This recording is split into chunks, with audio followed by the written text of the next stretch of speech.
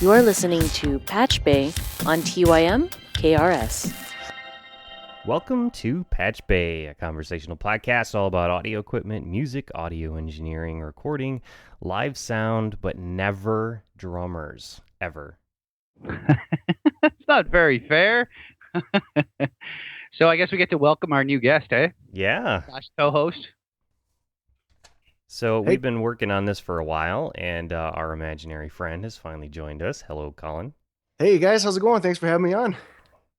So, you've been listening to the show for a while now and giving us feedback, which we really appreciate. You're welcome. Okay, so Shane, I know you said you absolutely had some stuff that you wanted to talk about this week. No, not necessarily. I've just had a few sessions lately, which was good and doesn't tend to happen the last little while. So I have been busy in the studio, which is quite nice for once. I worked with a guy, a fiddle player, and it was like 2 weekends ago, and he tends to sort of record everything himself. So the fun in that session is it's like musical chairs. I set up his station for playing drums, for playing fiddle, for playing guitar, and for playing bass. Now, that's the guy we were talking about a little bit last week, where he has everything set up normal, but he plays it left-handed. He plays it left-handed, yeah. So that was a fun session. I forgot that we talked about this already. That's because you're very old. I'm a little bit old. So we did that. That was fun, and I'm just currently waiting to hear back from him at this point, and then we need to chase down some session guys. And then I also did 3 or 4 song demo with this group called Mariachi's Ghost from Winnipeg. Did I talk about them? I don't think so, no. Oh, okay. They're kind of neat. They're sort of like Mexican mariachi music meets Pink Floyd, kind of. It's hard to explain. I'll probably put some show note links to their stuff. They're really neat because they're like an actual show to go see them live rather than just a kind of band. They have Latin dancers that are part of the show. The guys get dressed up in black and white face makeup that's very Mexican looking. So it's kind of a neat premise. Anyway, I did an evening session with them, which turned out quite well, but they had a lot of sort of oddball Mexican guitars and things like that, as well as your sort of regular rock and roll stuff. So there was 2 electrics, this weirdo Mexican guitar, congas, drums, this fantastic keyboard player who also played a Nord, I believe, which was kind of cool for effects. And and then a few sets of vocals as well. So it was kind of a neat, sort of a neat recording. It was all live off the floor, pretty much, minus vocals we did again after the fact. But on a few takes, we actually just ended up keeping sort of the live off the floor vocals. So that was fun. And Colin recorded my band on was it Friday night or Saturday, Colin? No, it was Friday night. Friday night. Yeah, so this past Friday, we tried to kill Colin's Mac Whisker. It was awesome. Yeah, so what all did you guys set up? Well, we set up, it was at one of the bars here in Winnipeg.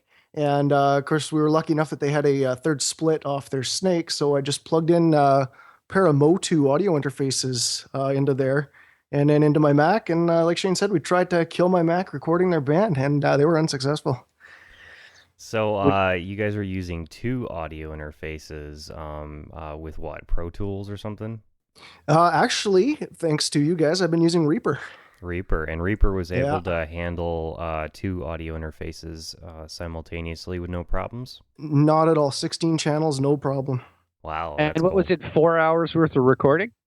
I think in the end it was, I had the thing running for about 3 hours. Nice. That's awesome. Plus video, Whisker. He recorded a webcam video of us as well, although for whatever reason it doesn't want to sync. But so yeah, it was pretty nifty. And Colin, being the genius that he is, not only recorded us but also did Monitor World for us at the same time. So it was fun. So are you a pain in the ass when it comes to monitoring, Shane? I don't think that we were. I wasn't asking you, Shane. Shane isn't, but their bass player. No, I'm just kidding. No, they were great to mix for. A lot of fun. It was a great show, all in all. We all had a good time. Minus the fact that there was like 4 people in the bar, but and Colin's bass player, my cousin-in-law person, also minister. He was probably like the only guy who paid cover, which I felt sort of bad for.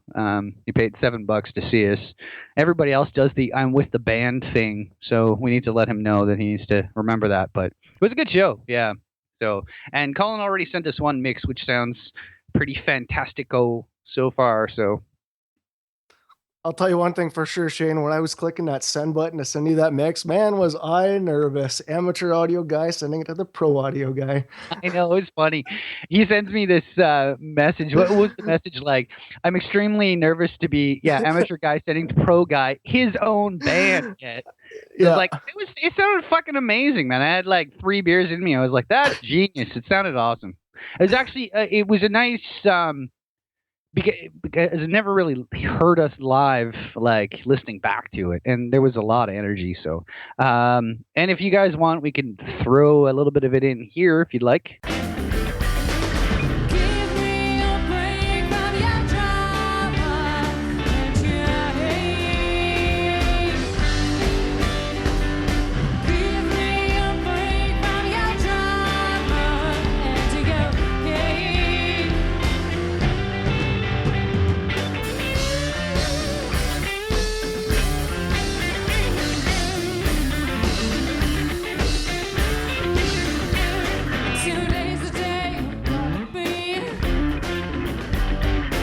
Okay. Nice. All right. What else do you want to talk about?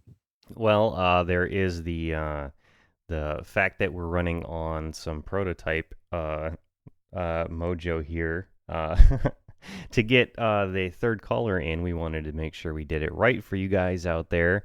Audio quality is very important. It's especially important to be able to master each track, especially the dynamic range of each track individually when you have 3 people talking. And this is like, aside from the audio quality issues with Shane, because his goal in life is to torture me by using terrible stuff. I can't do anything about that, but the whole point. What I can do is keep the tracks separate by having multiple Skype machines here in the studio that these guys call into, and then recording all of them into separate tracks and multi-tracking. And today we're testing for the first time the system. I've got it sort of half set up. We left the original system in place and just sort of added one machine to it. There's another one sitting here ready to go for when we get that far, but I wanted to make sure it was working before I did too much work. This has been a couple of years that we've been planning to add this functionality, so I'm super excited. I'm amazed it works. I'm super happy about that. Every time I plug in anything and it works, I'm always like, holy crap, it worked. I don't know why. Even to this day, when I know it should work, when it does, I'm always impressed by it. Even the simple fact of plugging a mic into a snake and routing into the computer, I don't know. It's just one of those things. Wow, that's amazing. Anyway, this is complicated in that you've got multiple systems as inputs, but that's kind of the easy part for guys like us, right? I mean, routing audio around, no big deal. The more tricky part is the matrix routing of the monitor signals so that Shane can hear Colin. They're not on the same Skype call, so the only way they can hear each other is for me to, pass the audio along to the other guy, and it seems to be working okay. So far, so good. I can hear Colin. He can hear me. So I think we've got half the battle figured out at this point, other than Shane getting a new microphone, which we'll see how long I can torture you for on that one. But yeah, no, it sounds good. I was going to say we can refer back to whatever episode it was that we talked about the whole routing situation. There's a nice episode paper 14 layout or something like that. I was just at it. I was looking for the diagram so I could hook everything up right, because I can't remember anything either. So I think Whisker wanted to sort of discuss briefly episode 50, was it? Or Colin? Sorry, now I'm 50? thinking confused. Or not episode 50. What? 50? Episode 15. All right, so why don't we talk about that? Because I know you had some ammunition for that one. So You know, I wrote down some notes, but that was so long ago that paper disintegrated. No, I'm just kidding. That was the one where you guys answered my questions about the mics there. Thank you very much for going over that and talking about the mics. Think there's one or two things I wanted to point out. I know, Shane, you were wondering about that Beta 91A microphone. And I think one thing you said is that it would, you thought it would give more kick and more slap. And I'll tell you for sure that's exactly what that mic does. Another nice thing about it is because it's actually sitting inside the bass drum, you get some pretty good isolation from all the other stuff around it because it's actually inside the drum shell. So you get a lot more kick and a lot less cymbals and snare and everything else. So, And usually when you mic the kick, how far are you away from the other end? Yeah, like the beater exactly. end. How close are you to the beater? You usually put it about halfway in the drum, so it's sitting kind of right smack dab in the middle. Right. And that, have you kind of farted around, moving it around to different sort of areas inside the drum, or just sort of stuck with one sort of spot? Kind of throw it in there right in the middle. And there's I'm trying to remember the pattern on it there. I think the pickup pattern is like 60 degrees from horizontal. So, you want to get the right where the beater hits the batter head. If you can get that area right in that 60 degrees, then you pick up a lot of that beater slap. Exactly. And that's exactly what you want, especially, for rock and roll anyway. I do tend to pull it outside of the drum for stuff that's not rock, I guess you would say, when you want a little bit more of the actual drum tone and less of the sort of kick. But it's really dependent on the tune, like a polka band or a country band or something like that. I'll usually pull it out just to get a little bit more tone off the kick, because it's usually like a lot of that stuff is more bass guitar centric. So once again, it always comes down to what the situation is, right? Yeah, exactly. And for a lot of live setups too, I'll throw a 91 inside the kick and also put something like a 112 outside, and then you get the good nice slap off of the 91, and then you can get that nice tone off of the large diaphragm outside. Yeah, exactly. I love well, it's not like you need more than one of those, but the D112s are pretty much my favorite kick mic. Although in weird situations, I've actually used a 58 with a lot of success too, but those things work for pretty much everything, obviously. So what other mics did you end up buying? Well, I started off with the audio interfaces, and then I really haven't gotten too crazy with the mics yet. I just bought kind of a starter pack. It's an Apex Studio pack. And that comes with a medium diaphragm condenser and 2 pencil condensers. And I've been actually using that just to play around with on my drum kit. And I'll put the medium diaphragm on the kick and then just do either a stereo or a separated overhead pair. And I've actually had some pretty good drum recordings with that. I think I sent you a couple tracks there. Yeah, exactly. The Green Day track, and then the Chrissy Boyd trio. Colin plays in 2 bands, Whisker. That's the sort of thing that one would expect from a drummer. we're useful like that. We're useful like that. They're completely alternate type music. One's heavy metal, and the other one's like sort of laid back kind of acoustic stuff. Fun. Right? The upright bass player that we work with occasionally, Kumi, is in I think 4 or 5 bands currently. It's pretty ridiculous. Wow. That's funny. There's actually another thing I was going to mention about that episode 15 there. Whisker, you're saying that overheads are usually overkill, but I guess in the case of this folk band, I do brushes, so definitely need some good overheads to pick up all the cymbal work with the brushes. Yeah. I don't remember. You said that overheads are overkill? I don't know if I did. That was a long time ago, and I'm in Shane's boat. We're not as young as we used to be. Yeah, our brain power doesn't work as well. Actually, I think Colin's older than me, isn't he? No, I think you're a year or two older than I am. Yeah. Okay. I Well, that's think good. so. We'll sort it out later. Yeah, sounds like a plan. Cool. Yeah, no, you're right about overheads for brushes for sure. Actually, there's on occasion, depending on the tune, I'll sometimes mic the snare with the Yield 57 and then like one of those pencil neck condensers for some stuff, pat it and depending on, especially if there's like brushes. The problem sometimes is the bands won't let me know, hey, this is going to be a waltz or a brush tune, so you're quickly like jumping at pre's because everything is usually when you set mic pre levels, it's like the drummer rocking out, and then all of a sudden he's like playing super quiet, and you're like, oh no. So I tend to try to get bands to like let me know before they kind of run down a song like that because it's usually a matter of just tweaking everything up just a hair.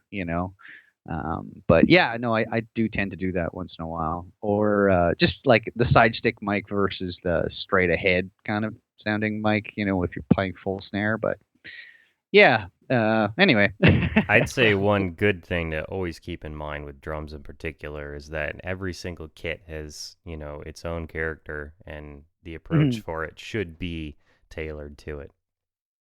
Agreed. And even depending on the room too. I mean, I find even guitar amps sound quite a bit different compared to, depending on where you are in standing in relation to the amp and what room you're in.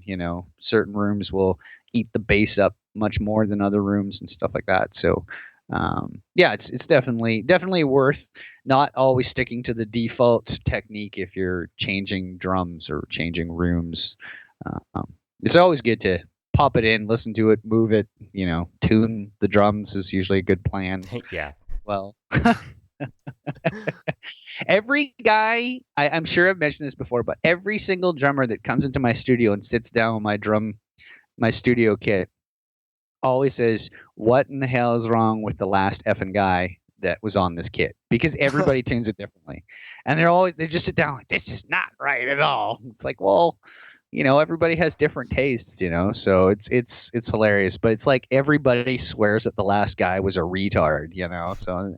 And sometimes it's like session guy and then another session guy, both like worth their weight in drummer gold or whatever, and they both complain. So it's just the way it is, I guess. I don't know. Yeah, But Shane, there's a toy maker's tradition to replace the word retard with cooked fish. All right, cool. Doing cooked fish instead. I know you guys up there Politically correct. in Canada don't have the politically correct thing, and you're all still living in the 80s or something. Oh my God, we're so politically correct. You can't say anything in this country. Go ahead, Colin. Go ahead, Colin. Sorry, I can't say anything. It's not politically correct. Oh, there you go. Yeah, exactly. Just keep saying sorry like all of the rest of us Canadians do. Yeah, sorry. This is funny. We're gonna have to get Addie in here, so it's 2 Americans and 2 Canadians. Yeah, we should get a Mexican actually balance out the North American. There you go. There you go. And that'll be The North American episode. Yeah. That we need to find a really French Canadian guy, like really you can't understand him French Canadian. Oh, yeah. Well, technically I'm French Canadian, That's true. Yeah. That's right. We were having this discussion. I was going to say I have more difficulty understanding French Canadians than I do Jamaicans, and I don't know why. It's very odd, but yeah, you're from Acadia, right? Would be the Well, yeah, my family, term? right? Right. I'm not personally. I'm from down here, but yeah. So I got some mail today. One thing to note, one of the items here is tape op. If any of you guys out there listening don't know what tape op is, go to their website and subscribe. It's free, and they will send it to you for free every couple of months, and you will love it. And yeah, both you guys get it. I just read it kind of online. I should really subscribe and get it, but I haven't. I used to actually subscribe to Mix magazine, and that was a really good magazine to get. There's also EQ magazine, but I didn't find that one as informative as Mix. But do you get Colin? Do you get tape up? No, I don't. And usually it's a point like this in the show where I'll hit the pause button and go and subscribe, but I don't have a pause button today. So I'll definitely be doing that after we're done. That's Yeah, okay. That's what show notes are for, right? Yeah, exactly. yeah. I haven't implemented the guest pause button yet, or the host pause button yet. It only works for the listeners. Okay, so there's that. For those of you who don't know what Tape Op is, it's a magazine that talks mostly about old school analog recording gear and stuff like that. I don't really like that they focus mostly on producers and stuff that were popular in the 80s.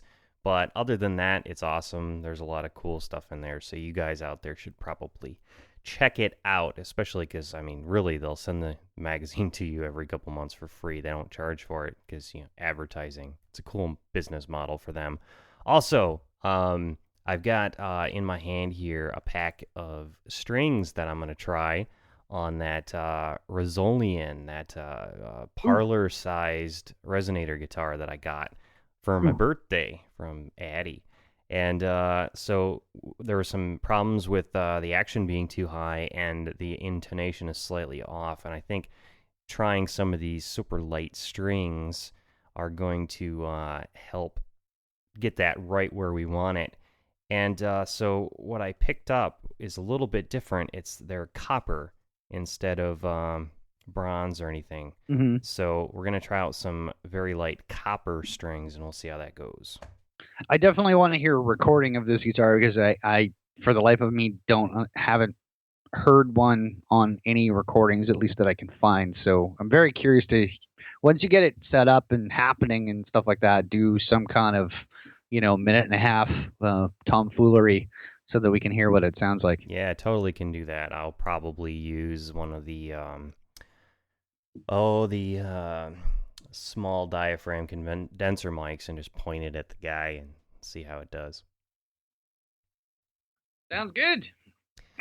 So there's those two things, and before we get too close to the end here, because I know how you can be with dragging it on, I want to make sure that everybody out there, I mean, obviously, if you're hearing this, you may have figured it out yet, but I just want to make sure the website situation has changed significantly since the last time we recorded.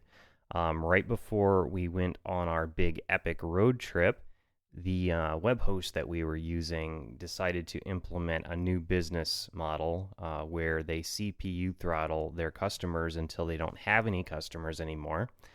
And so we had to move everything over. And to be clear on this, that's like 8 different websites, 15, 16 different databases, endless number of small subpages that do various things, 3 different podcasts. It's absolutely horrible, huge, time-consuming mess that took literally weeks of just full 7-hour days just to get everything moved over to the new system.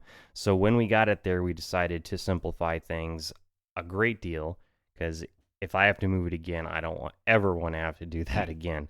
So now everything is in one place. If you go to any of the URLs for any of our shows or podcasts, patchbay.tv, zombietech.tv, whatever, it all leads you to the same page, tymkrs.com/shows. All of the podcasts, videos, blog posts, whatever, will be linked from there. Addie's going to be managing that blog, as it were, and there's still an RSS feed there, but all the old RSS feeds for the shows are not going to work. They're going to be broken. So you need to resubscribe using the new feed on the side of the new page with your phone, your iTunes, whatever, and that will work from here on out. And as a bonus, you're going to get all the other shows that we produce, because if you like this one, chances are you're going to like the other ones, because they have a similar style and they're all presented in a way where whatever we're talking about, even if it's not totally your thing, there's a lot of related cool stuff that ends up being talked about alongside whatever the topic is. We love to go off on tangents around here, and that is totally true for all 3 shows. So make sure you don't just skip past the first spin and the zombie tech. Give them a listen, see if you like him. You probably will. Epic nachos. Yes. So there's that, and that should all be working in just fine now, and a lot easier for us to manage here, which is cool because that allows us to do a lot more cool stuff like hardware hacking, which I was doing Focus on last content. night. Focus on content instead of production and maintenance stuff. So I was doing some DIY music hardware hacking last night. Speaking of DIY music hardware hacking, how's that MIDI interface of yours coming along there? Which one? Oh, geez. You got more than one, huh? Yeah. Yeah, I'm trying to remember the episode there. You're talking about it. I think on this show we were talking about the SID chip thing. Yeah, that's the one. Yeah. Yeah, we'll be getting back to that one here pretty soon. Obviously, I've been gone for the better part of a month and then came back to a flooded basement and then had to fix the website at the same time. And all the big thunderstorms rolling through keep knocking out the power here. So that doesn't do good for DIY space. So it's been a little bit chaotic here at the studio. But yeah, that one is on my desk. I was actually playing it last night. So it's there. It's ready to go. We have to do some... I've got some noise issues with it because the microcontroller I'm using is on a board that has some stuff on it that is not good to have audio pulse width modulation connected to. So it's having some strange behavior, and I have to put together another prototype microcontroller board for it, and then I can move forward, and we'll get the PCBs designed and ordered, and then get them up and for sale. We're also working on our mailroom so that we can actually sell some of this stuff and get it out to everyone out there. Eddie's been working very hard on that as well. We need some Toymakers TV t-shirts. Yeah, that should be that's on the list of things to do, but I'm so busy. It's hard to get around to the graphic design stuff. Before I can do anything like that, I have to redo the front page on tymkrs.com. I think it looks great. I just looked at it. It looks great, but a lot of the links are now defunct there. Right. So I kind of have to change things around a little bit. But anyway, that's completely beside the point. Back to hardware hackery. The other MIDI interface, for those of you out there who are into modular synths, you'll love the other one. We're basically doing a board where you can plug in any sort of MIDI input into it, and it breaks out to any number of digital on and offs. So you press a key on your MIDI controller or in your sequencer or whatever, and you can literally turn things on and off in the real world. Long time friend of the show, John S.A.Z., is planning on using it to do things like ring bells, right? That's actually a good idea. Yeah. Like you're talking like to record like bells. Yeah, bells. So he can sequence, in software on the computer, and then have this thing drive relays or whatever to ring bells, or you could use it to control a pipe organ or anything like that. So it should be a really useful tool. Nice. That is neat. So more on that later. But the thing I was working on last night's really fun. Have you guys ever seen circuit bending, like on YouTube or anything? Yep. Absolutely. Shane? Yeah, I looked it up after you first talked about it, and I can't remember Shane what plays episode, guitar. but... He doesn't know. Yeah, Shane learns about cool stuff because I bring it up, and then he's like, oh, that's the baddest ass thing in the whole world. Yeah, and I can BS through not knowing about it until I actually know about it. Pretty good. So anyway, all right. So what were your circuit bending? Circuit bending. Yeah, we've only got a minute here, so I'll just very quickly say what it was. I ordered a couple of like $9 keyboards off of eBay, like really super cheap, crappy Chinese toys, and I ripped one of them apart, and I was looking at it, and I saw that one of the interface solder points wasn't connected to anything. So I tested it and found out which pattern to connect it across. This is that fun because like I hit it and I finally found a spot where it would use this button that wasn't there, and when I did, it toggled to entry 1 or preset 1 of a little drum machine. So this keyboard doesn't have drums built into its functionality, but the chip that they use does. Oh, neat. And there's like 15, 16 different drum patterns in there. So then I sort of disconnected all of the power and built my own power system for it, and disconnected the audio output and got it set up for a line out to bring it into, the computer or whatever. And brought all these different spots into the circuit where I could tap into it to do things like mess with its clock speed on the drum loops and just that kind of stuff. And I'm getting it all set up so that instead of being connected to a keyboard and the buttons on the thing, it's connected to a microcontroller, so I can do things like write a little program on the micro that spans random inputs into all the keys and buttons and everything, so I can find really cool glitchy sounds and then record them, sample them, use them in other stuff.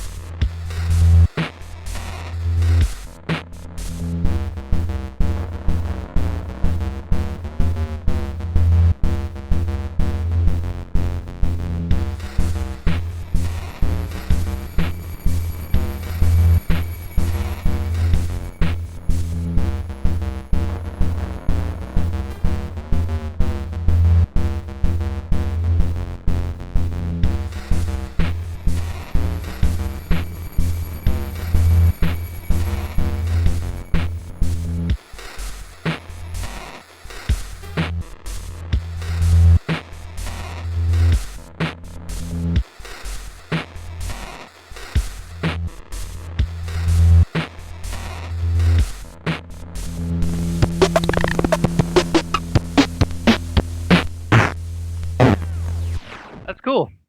That is really cool. So anyway, that's all the time we have for today. This is our first time doing PatchBay with 3 people, so it may have been a little bumpy. We apologize for that, but I hope you guys out there enjoyed it. You can find this show every week at patchbay.tv. There's an RSS feed there on the side of the page that'll allow you to automatically get the shows every week when we put them up on Fridays. Thank you, Shane and Colin, for joining us. Thank you, all you listeners out there, for listening. We really appreciate it. We'll see you guys next week.